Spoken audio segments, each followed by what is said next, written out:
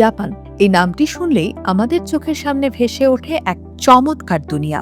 চোখের পলকে ছুটে চলা বুলেট ট্রেন, দূরে দিগন্তে দাঁড়িয়ে থাকা বরফে ঢাকা মহিমান্বিত মাউন্ট ফুজি, কিংবা নিয়ন আলোয় ঝলমল করা টোকিও শহরে ব্যস্ত রাজপথ। আমাদের মনে হয় এ যেন এক স্বপ্নের দেশ, যেখানে সময়ানুবর্তিতা, কঠোর শৃঙ্খলা আর নিখুঁত জীবনযাত্রা মানুষের রোজকার অংশ।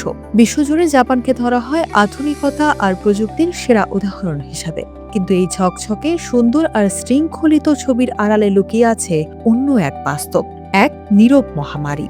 আর সেই মহামারীর নাম একাকিত্ব। আধুনিকতার চরম শিখরে পৌঁছেও জাপান আজ এক অদ্ভুত নিঃসঙ্গতার মুখোমুখি।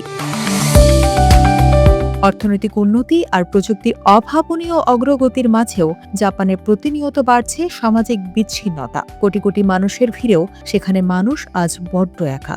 একা থাকা, একা খাওয়া কিংবা জীবনের বড় একটি অংশ কোনো সামাজিক যোগাযোগ ছাড়াই পার করে দেওয়া সেখানকার মানুষের কাছে এখন নিয়তি। সমস্যাটা এখন আর কোনো ব্যক্তিগত পর্যায়ে সীমাবদ্ধ নেই, এটি রূপ নিয়েছে এক বিশাল জাতীয় সংকটে।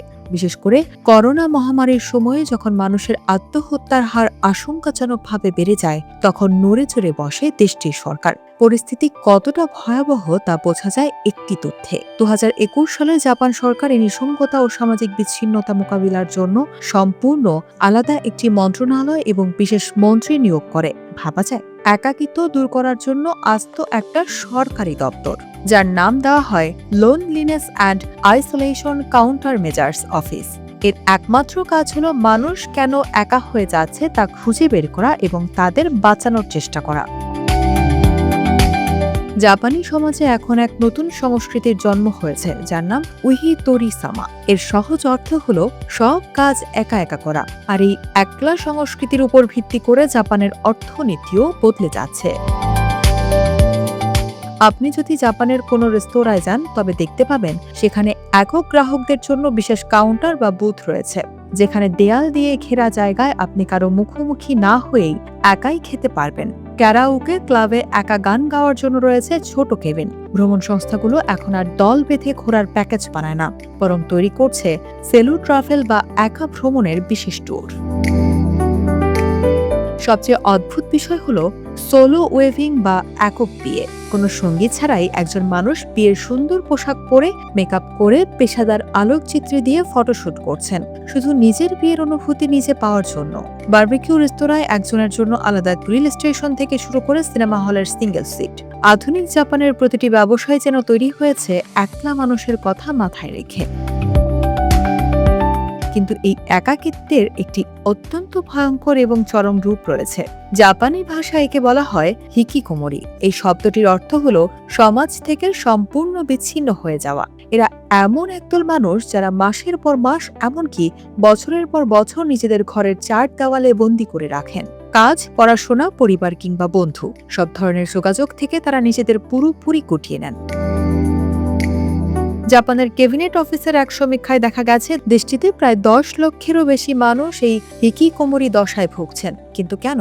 বিশেষজ্ঞরা বলছেন এর পেছনে রয়েছে জাপানি সমাজের অতিরিক্ত পড়াশোনার চাপ, কর্মক্ষেত্রের অত্যন্ত কঠোর ও অমানবিক প্রত্যাশা এবং কোনো কারণে ব্যর্থ হলে সমাজের কাছে পাওয়া তীব্র লজ্জা। এই তীব্র লজ্জা, মানসিক চাপ নিতে না পেরে অনেকেই সমাজ থেকে পালিয়ে নিজের ঘরকে একমাত্র নিরাপদ আশ্রয় বানিয়ে নেন। জাপানের এই নিঃসঙ্গতার পেছনে আরও একটি বড় কারণ হলো তাদের জনসংখ্যাগত পরিবর্তন। জাপান এখন বিশ্বের অন্যতম প্রবীণ জনগোষ্ঠীর দেশ। সেখানে জন্মহার আশঙ্কাজনকভাবে কম। তরুণ প্রজন্ম ক্যারিয়ারের চাপে হয় বিয়ে করছেন না, আর করলেও খুব দেরিতে করছেন। ফলে পরিবার প্রথা ধীরে ধীরে ভেঙে যাচ্ছে। আজকের জাপানে এক বসবাসকারী বয়স্ক মানুষের সংখ্যা আকাশছোঁয়া। গবেষণা বলছে আগামী কয়েক দশকে এই সংখ্যা আরো ভয়ঙ্কর রূপ নেবে। অনেক প্রবীণ মানুষ আছেন যাদের খোঁজ নেওয়ার মতো কেউ নেই। এই একাকিত্ব তাদের মানসিক ও শারীরিকভাবে পঙ্গু করে দিচ্ছে, যা এক চরম মানবিক বিপর্যয়। জাপানের এই নিঃসঙ্গতা কিন্তু কোনো চিৎকার বা হইচই করে আসে না, এটি আসে খুব নীরবে। কোনো এক রেস্তোরাঁয় এক যুবকের মুখ বুঝে একা খাওয়ার মধ্যে, কোনো এক বহুতল ভবনের ফ্ল্যাট থেকে ভেসে আসা নিঃশব্দ সন্ধ্যায়, কিংবা সমাজ থেকে হারিয়ে যাওয়া কোনো হিকিকোমরির বন্ধ দরজার আড়ালে।